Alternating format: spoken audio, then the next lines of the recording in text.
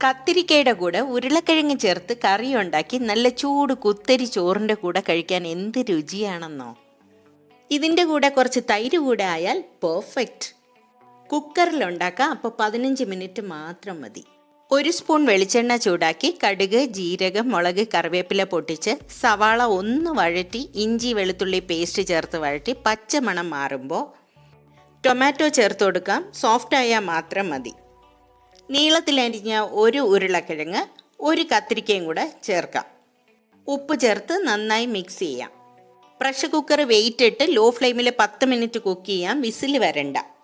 മഞ്ഞൾപ്പൊടി, മുളക് പൊടി, മല്ലിപ്പൊടി, 1 നുള്ള് കായം, 1 സ്പൂൺ കസൂരി മേത്തി, ഇത്രയും കുക്കായ കത്തിരിക്കയിൽ ചേർത്ത് മിക്സ് ചെയ്യാം.